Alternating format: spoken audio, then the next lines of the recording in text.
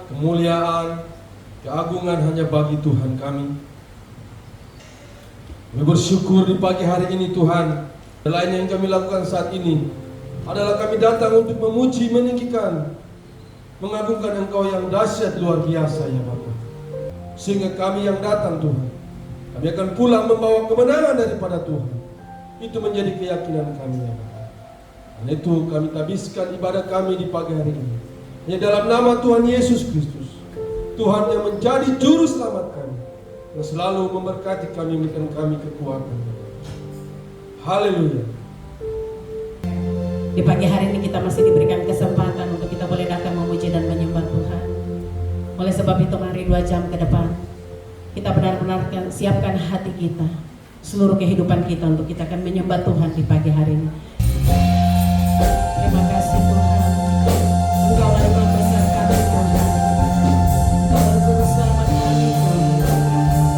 Hanya Engkau yang layak memuji dan disembah Tuhan.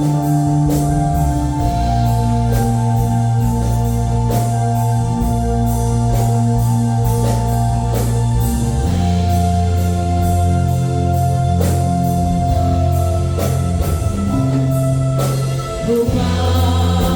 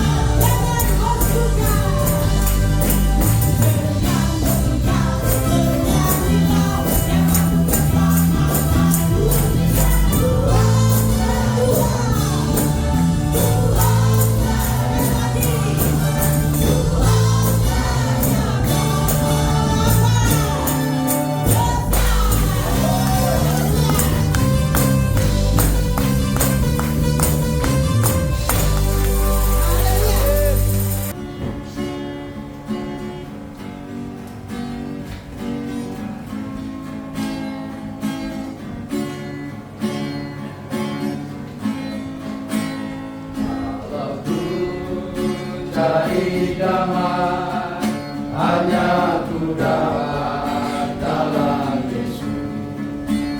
Kalau ku cari ketenangan hanya ku temui di dalam Yesus. Tak satu pun dapat menghiburku, tak seorang pun dapat menolongku. Hanya Yesus jawaban hidupku.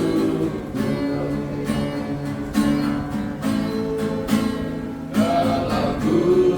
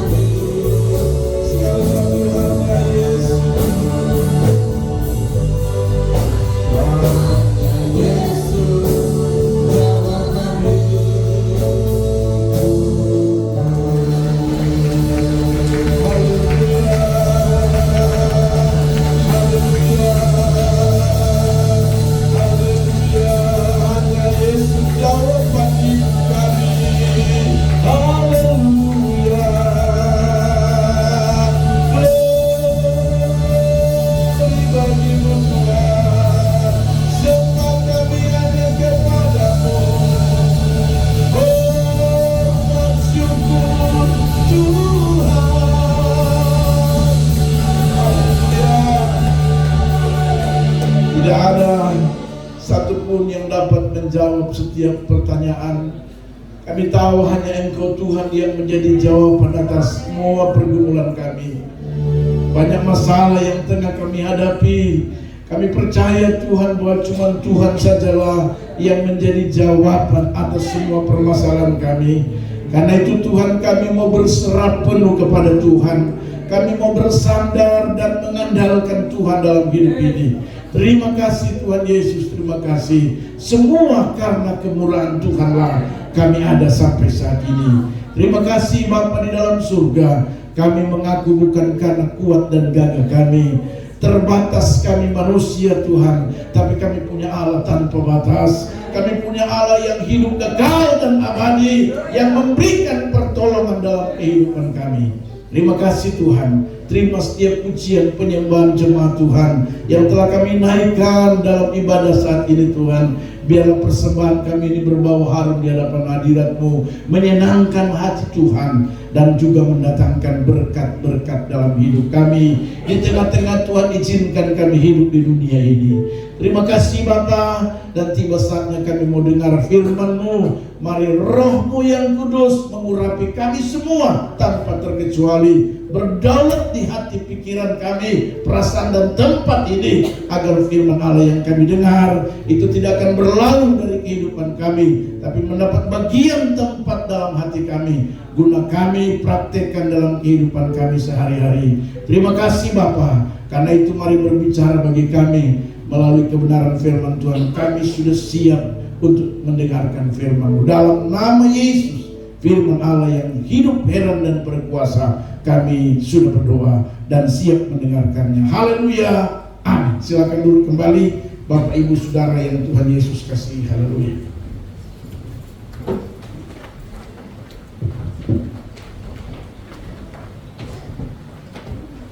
Puji Tuhan, kita bersyukur lagi kepada Tuhan ya, karena Tuhan itu baik dalam kehidupan kita semua saudara ya. Meskipun banyak pergumulan ya, dalam jemaat banyak pergumulan ya, pribadi keluarga juga dalam pergumulan ya, tapi saya percaya Tuhan tidak pernah meninggalkan kita. Haleluya, amin. Pastikan dalam hati kita, pastikan dalam pikiran kita, pastikan dalam seluruh aspek hidup ini bahwasanya Tuhan itu selalu baik. Dia tidak pernah salah ya. Dia tidak pernah terlambat. Haleluya. Dia tidak terlalu cepat tapi juga tidak terlambat. Artinya bahwa waktu Tuhan itu selalu tepat. Amin.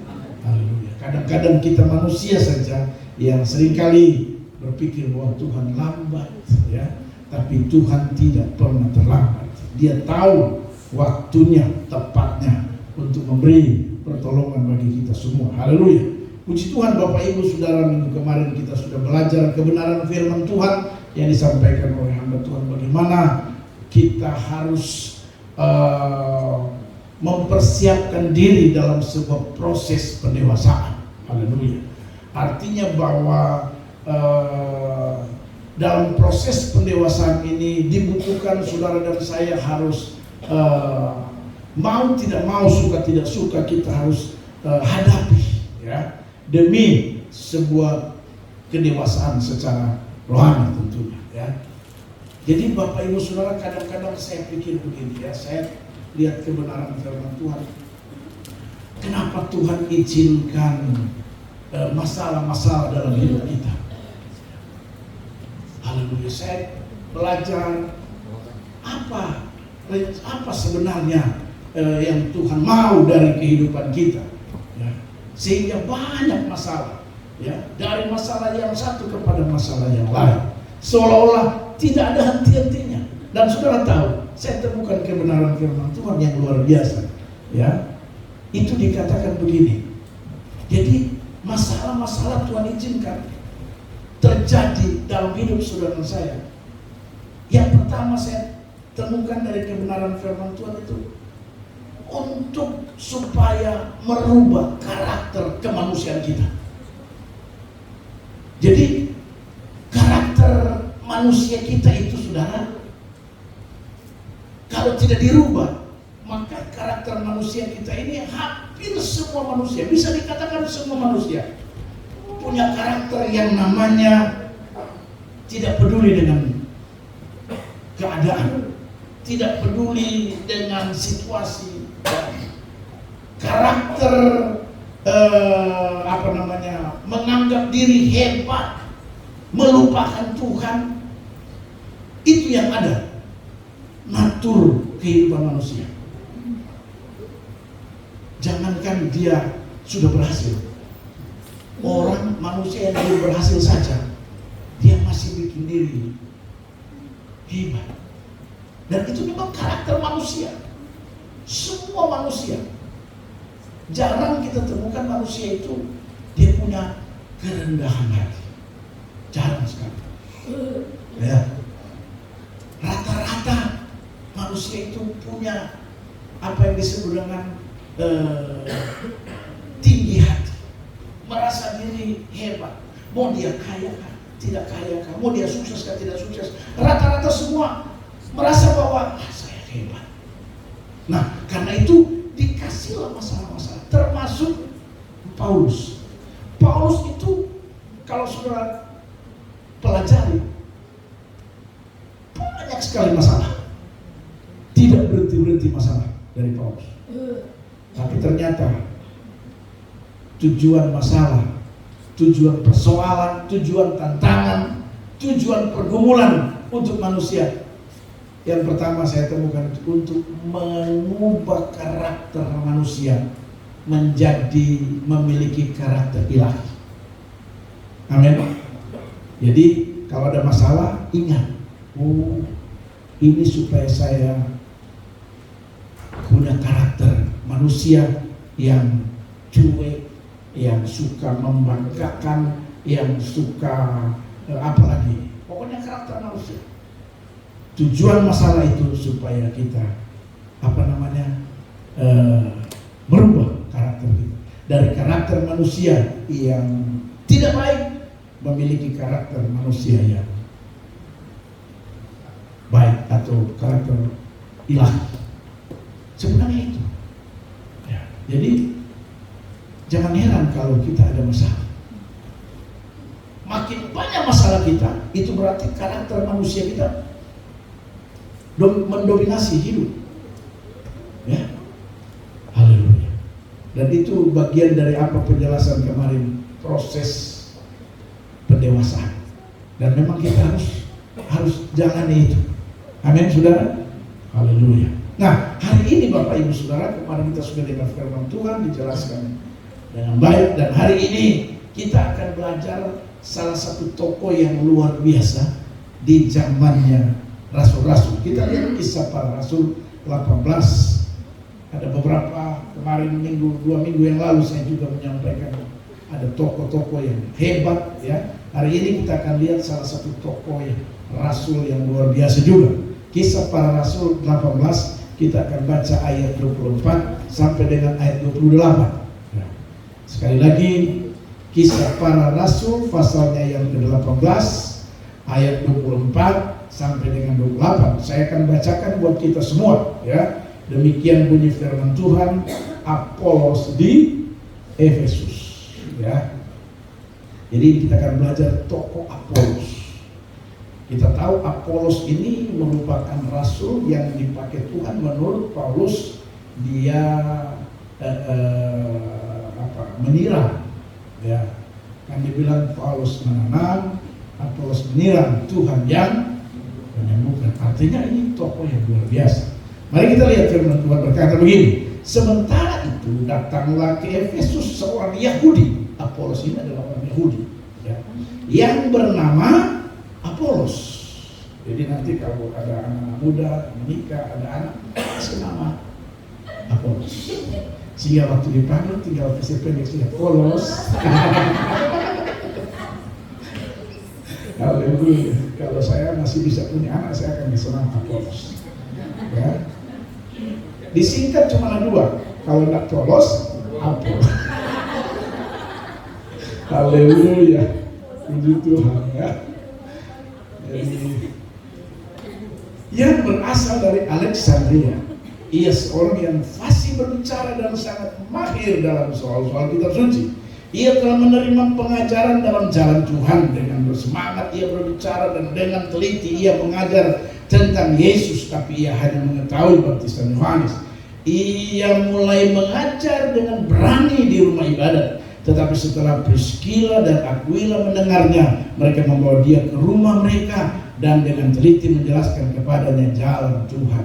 Karena Apolos ingin menyeberang ke Akaya, saudara-saudara Efesus mengirim surat kepada murid-murid di situ supaya mereka menyambut dia. Setibanya di Akaya, maka ia oleh kasih karunia Allah menjadi seorang yang sangat berguna bagi orang-orang yang percaya. Sebab dengan tak jemu-jemunya ia membantah orang-orang Yahudi di muka umum dan membuktikan dari kitab suci bahwa Yesus adalah Mesias, Yesus adalah Allah. Bapak Ibu Saudara yang Tuhan Yesus kasih, mari kita garis bawahi apa yang akan saya khotbahkan. Tema khotbah pada pagi hari ayat 27 bagian akhir. Di sana dikatakan begini, kalau saudara perhatikan, oleh kasih karunia Allah menjadi seorang yang sangat berguna. Haleluya. Jadi khotbah saya pagi hari ini menjadi orang yang sangat berguna. Haleluya. Bilang kiri kanan saudara, menjadi orang yang sangat berguna. Haleluya. Jangan jadi orang tidak berguna. Saya takut orang Kristen akhir zaman suki itu bagus, ada kerja tapi tidak ada guna. Haleluya. Ya, tidak ada guna itu artinya kok ada kah tidak kah? Ya, namanya tidak ada guna. Haleluya. Tapi Apolos di sini luar biasa. Kalau saudara perhatikan saudara, ya, dia menjadi seorang yang sangat berguna. Harusnya sebagai orang percaya, meskipun kita bukan orang Yahudi, tapi tuntutan firman Tuhan buat kita, kita harus bisa menjadi orang yang sangat berguna. Karena apa gunanya kita hidup? Apa gunanya kita ada di dunia ini? Apa gunanya Anda jadi suami? Apa gunanya Anda jadi istri? Apa gunanya Anda jadi anak-anak kalau Anda tidak berguna? Haleluya. Jadi kita harus jadi orang yang berguna. Berguna buat suami, berguna buat istri, berguna buat anak-anak, berguna buat orang tua, berguna buat sesama. Seperti di sini katakan, dia menjadi orang yang sangat berguna bagi orang-orang yang percaya. Haleluya. Jangan sampai kita jadi orang-orang yang tidak ada guna. Tidak ada guna itu berarti percuma kita hidup. Tidak memberi manfaat, tidak ada faedah, alias merugikan karena tidak ada keuntungan. Kita hidup kalau tidak ada untungnya, haleluya, yang ada hanya merugikan saja. Ada saya dengar cerita anaknya, dia bilang sama bapaknya, kau hanya jadi beban keluarga saja, tidak ada untung. Haleluya. Ya, kalau kita cuma jadi beban, tidak ada gunanya itu. Hidup jadi beban saja. Haleluya.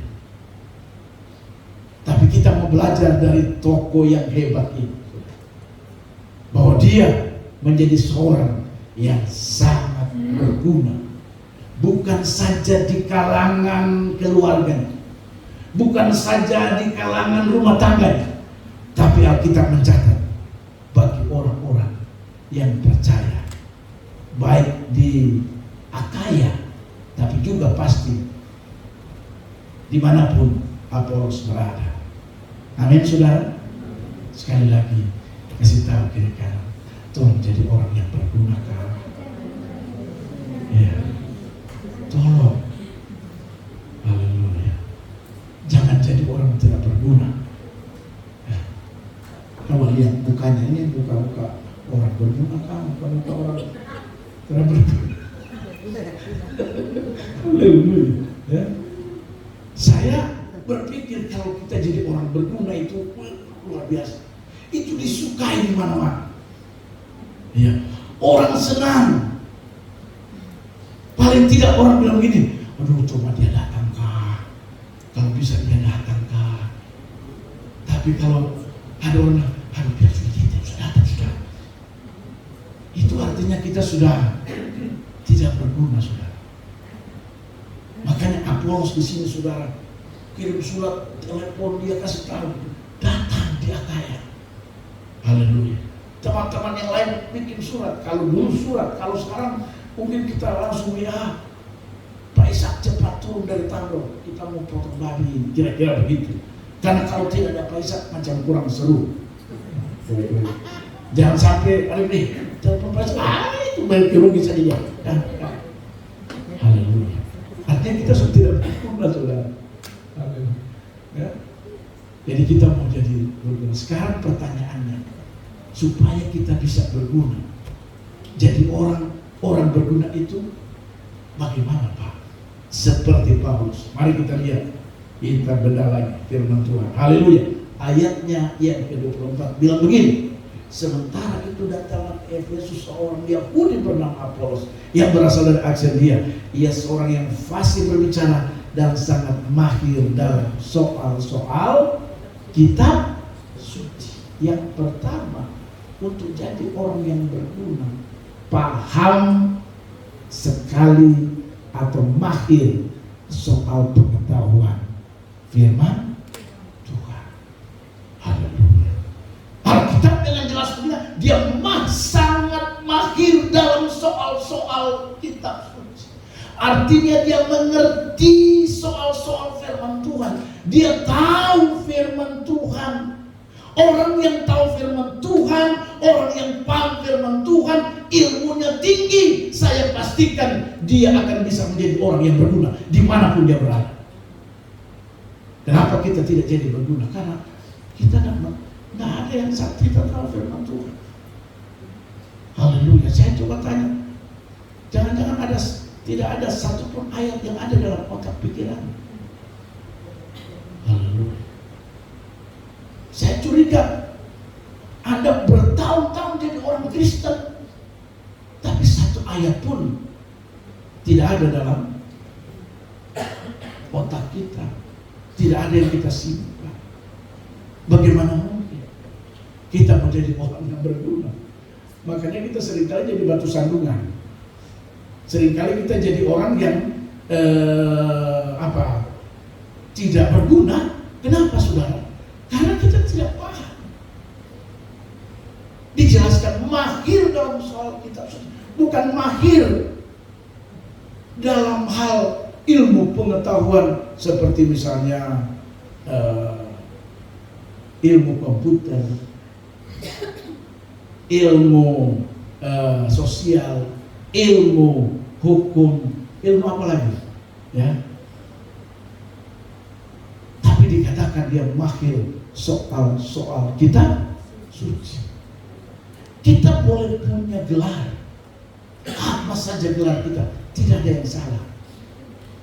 Tapi dengar baik, gelarmu dari ilmu pengetahuan secara sekuler tidak akan membuat Anda menjadi orang berguna. Malah justru bisa jadi karena gelar itu Anda bisa menipu orang lain. Gelar ilmu pengetahuan secara sekuler tidak salah, tapi gelar itu tidak akan membawa Anda menjadi orang lebih berguna. Amin. Haleluya. Tapi kalau ditanya, Pak, gelar perlu, silakan. Karena itu tidak salah.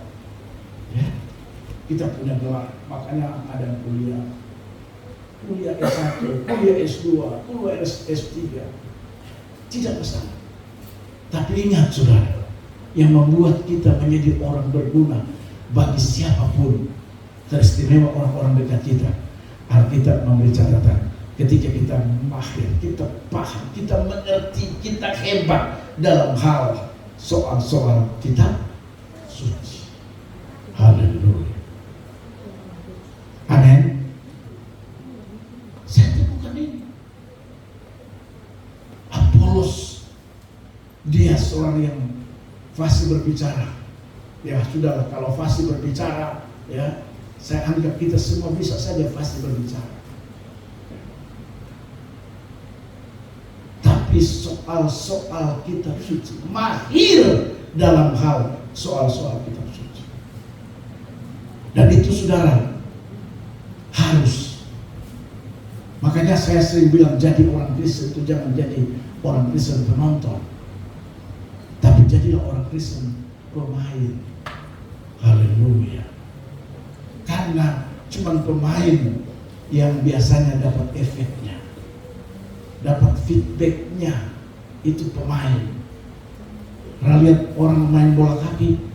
Wah, penonton itu mulu besar. Begitu lihat masuk, oh bersorak, oh hebat. Haleluya. Tapi begitu permainan selesai, waktu terima piala hadiah, penonton dapat? Yang dapat cuma yang pemain. Makanya supaya dapat hadiah harus jadi pemain. Libatkan diri Anda dalam pelayanan pekerjaan kita. Haleluya. Jangan kita jadi penonton, saudara. Seperti seorang Yahudi yang namanya Apolos itu, saudara. Jadi yang pertama, untuk kita bisa menjadi orang yang berguna, saya temukan kebenaran firman Tuhan, kita harus jadi orang yang paham betul, mengerti betul, kuasai ya soal-soal kitab suci. Paling tidak, kalau ditanya berapa kitab suci orang Kristen, Anda bisa jawab. Jangan sampai saya tanya, kitab suci Alkitab itu berapa banyak? Ada yang tahu?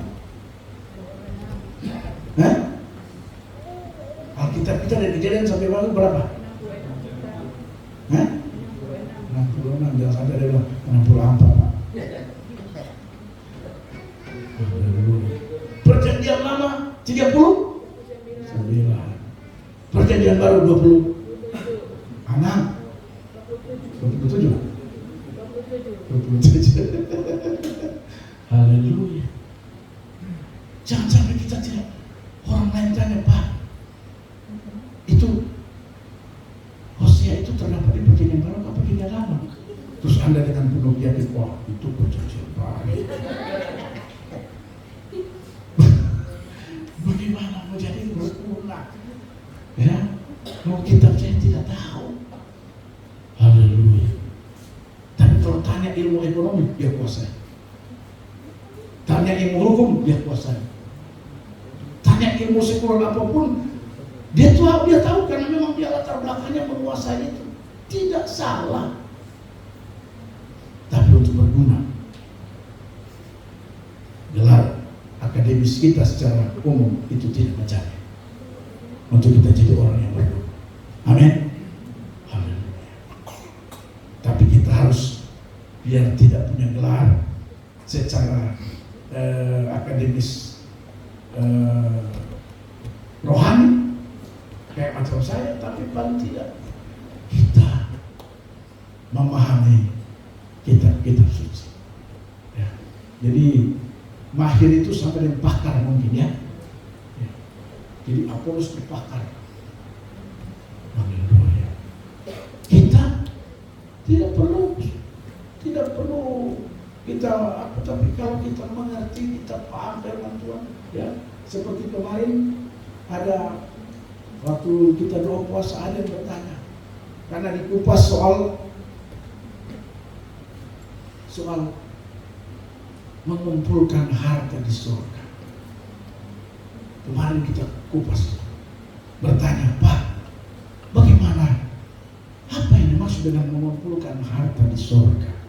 Nah, banyak orang kan, waduh, kalau begitu kita tidak usah bawa uang ke bank, kumpul saja harta kita ke surga. Nah, haleluya. Kemarin dapat penjelasan itu, kita mengerti, oh ternyata mengumpulkan harta di surga itu seperti itu.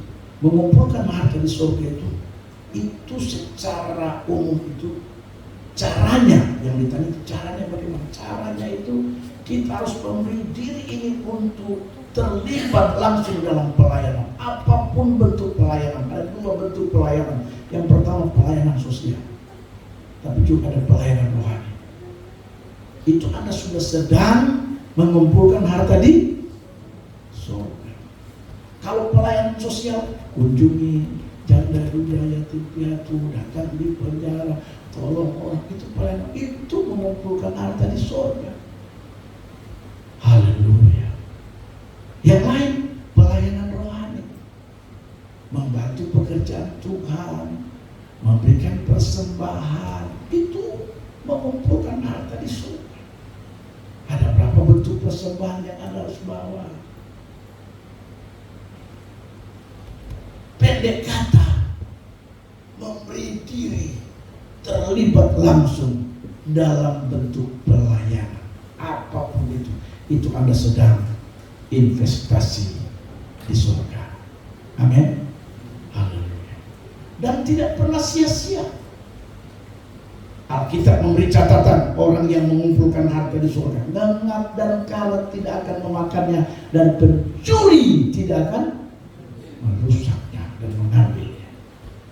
Saudara, kalau Anda melibatkan diri dalam sebuah pelayanan, apakah itu pelayanan sosial ataupun pelayanan rohani, dengan baik, Anda sedang mengumpulkan harta di surga dan tidak ada yang bisa mengambil. Justru sebaliknya, feedbacknya Anda, keluarga, anak-anakmu akan mendapatkannya.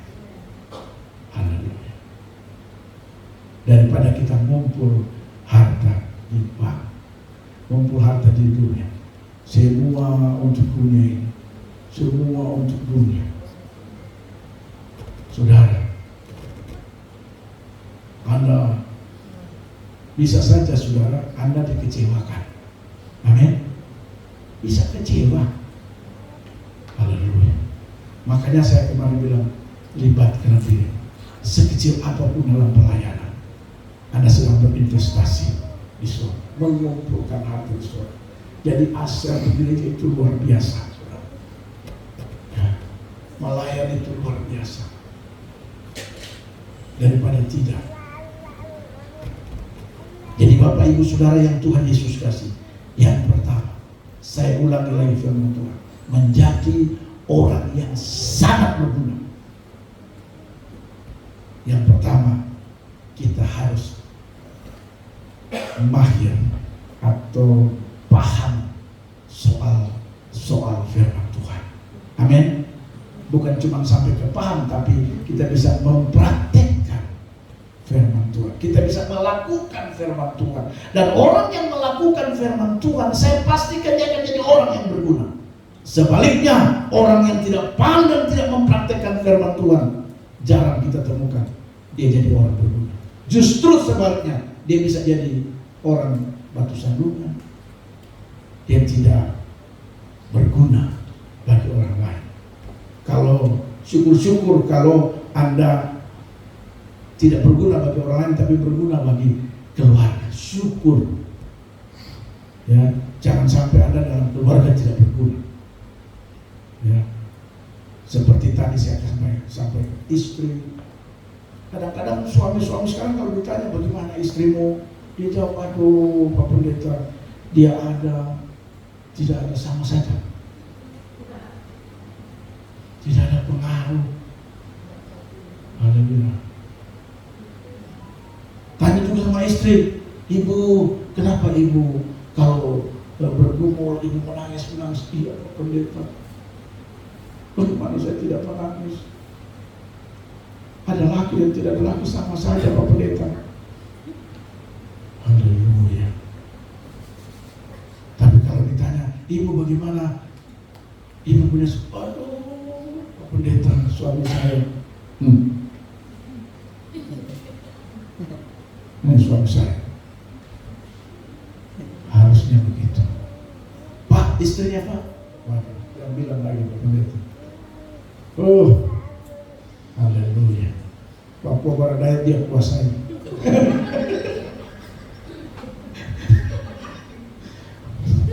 Dia bukan cuma kuasai satu kabupaten Pak Pendeta, tapi provinsi Papua Barat Daya dia kuasai. Waduh, itu luar biasa itu. Itu. Jadi Bapak Ibu Saudara, mari caranya kita harus mengerti, paham firman Tuhan dan mempraktikkan. Seperti Paulus, dia mahir dalam soal-soal kita. Yang kedua, perhatikan firman Tuhan. Yang kedua, kenapa? Ya, dia menjadi orang yang sangat berguna. Saudara perhatikan ayatnya yang ke-25 ya. Ayat 25 dan 26. Ia telah menerima pengajaran dalam jalan Tuhan. Dengan semangat ia berbicara dan dengan teliti ia mengajar tentang Yesus. Tetapi ia hanya mengetahui baptis Yohanes. Ia mulai mengajar dengan berani di rumah ibadat. Ia mulai mengajar dengan berani di rumah ibadat. Haleluya. Mereka membawa ke rumah mereka dan dengan teliti menjelaskan kepadanya.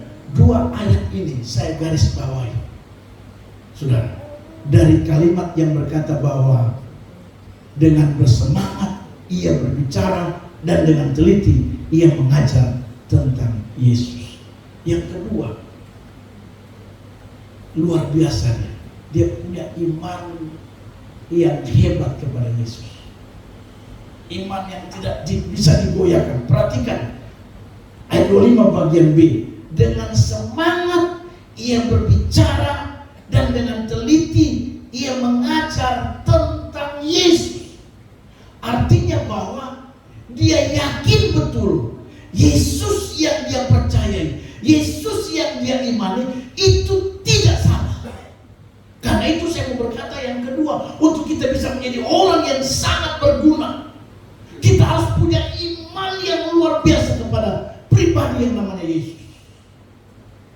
Kita tidak boleh sekedar kenal Yesus saja, tapi kita harus imani bahwa Yesus ini Tuhan, Yesus ini Allah, Yesus ini sumber segala-galanya.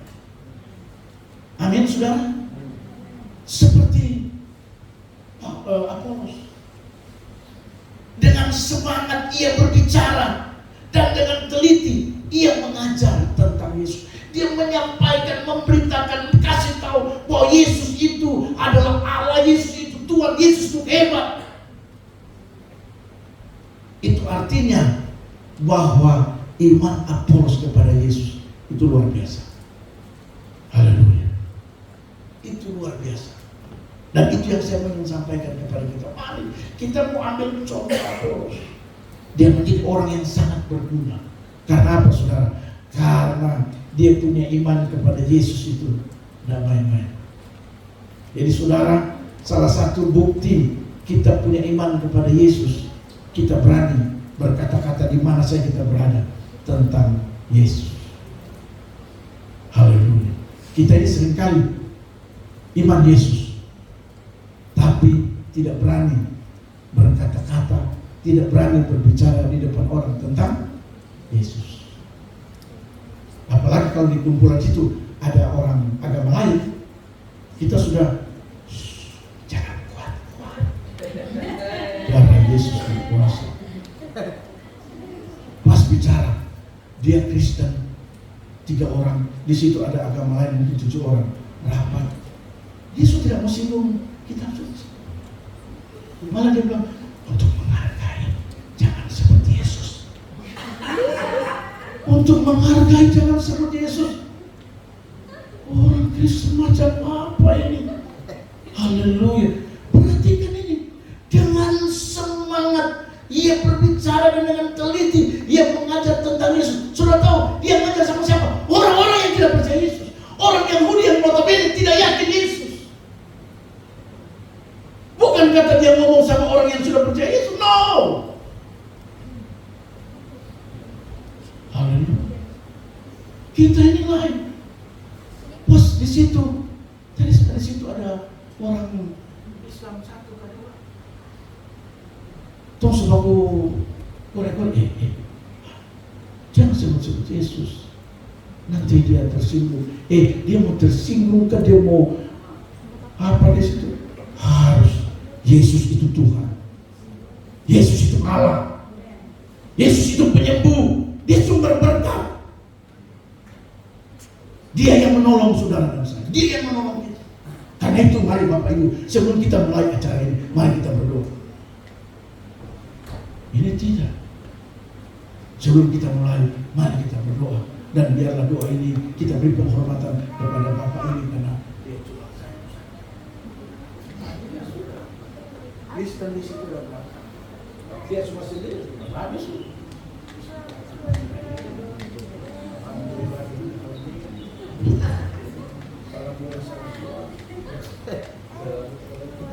Semua salah semua.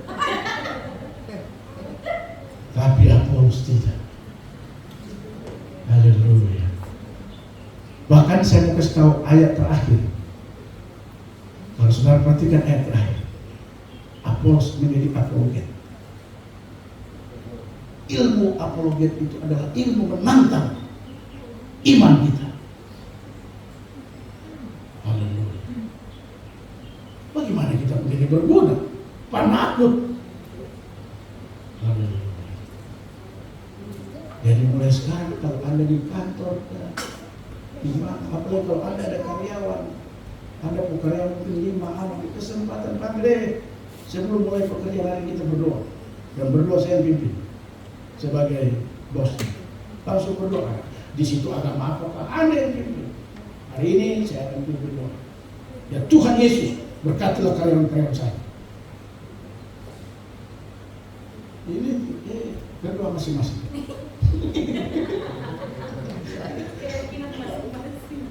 Haleluya. Apa itu berdoa masing-masing?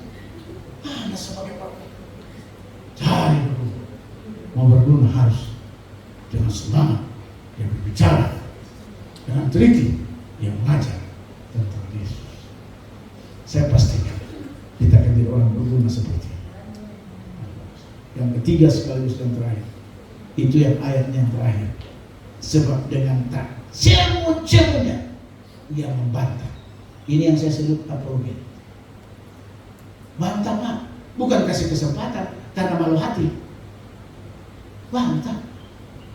Kalau Anda nonton media sosial, yang suka bantah itu ada berapa pendeta? Contoh Esa Solo, Mel Ato. Ini hamba Tuhan dia membantah. Ketika mereka bilang Yesus itu manusia, dia itu bukan Tuhan tapi itu utusan. Kita di situ bersama mereka. Haleluya. Kita bela iman kita, tapi jangan menjelekkan iman orang lain. Ingat itu. Kita dilarang menjelekkan iman orang lain, tapi kita berhak membela iman kita. Mau jadi orang berguna, harus berani membela iman kita. Seperti yang dilakukan oleh Apolos. Nah, kita berkata, sebab dengan tak cemu-cemu, tak bosan-bosan. Kan ada lagu, tak bosan-bosan aku memandang.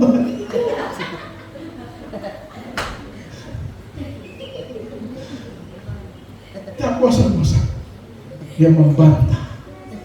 Dia membantah orang-orang yang dia memang notabene tidak mau percaya Yesus. Mereka tidak mengakui bahwa Yesus itu Mesias, Yesus itu Allah, Yesus itu Tuhan.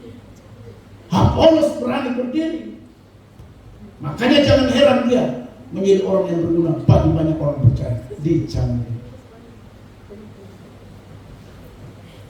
Jadi kita harus yang ketiga, menjadi orang berguna, harus berani membela iman kita, tapi jangan menjelekkan iman orang lain. Amin. Amin. Haleluya. Ketika ada kesempatan, mari kita harus bilang Yesus itu Tuhan, Yesus itu Allah. Dia bukan sekedar utusan. Haleluya. Dia bukan sekedar nabi. Nabi mati, tapi Nabi Yesus tidak mati. satu-satunya yang mati tapi bangkit. Cuma Yesus itu artinya apa? Kalau dia mati itu kemanusiaan, dan kalau dia hidup itu ketuhanan. Sebab tidak ada manusia yang mati terus bangkit. Amin. Haleluya. Karena dia Tuhan, karena dia Allah, dia tidak mungkin sama. Dia harus nyatakan.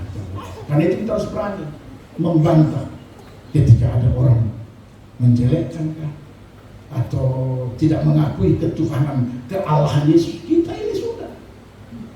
Amin. Haleluya. Jangan kita orang bilang, Tuhan Yesus itu Pak Nabi, itu utusan. Terus Anda jawab, kira-kira begitu juga. Ya haleluya. Pakai kira-kira lah. Tidak. Yang saya lihat dari Tuhan dengan tak jemu-jemu, ia membantah. Apolos membantah orang-orang Yahudi di muka umum, bukan panggil di pinggir-pinggir bilang Yesus itu Tuhan, di muka umum, dan membuktikan kitab suci bahwa Yesus itu Allah, Tuhan, Mesias. Amin. Saya percaya 3 hal ini akan menjadikan saudara dan saya jadi orang yang sangat berguna. Amin buat firman Tuhan. Tuhan Yesus memberkati kita semua.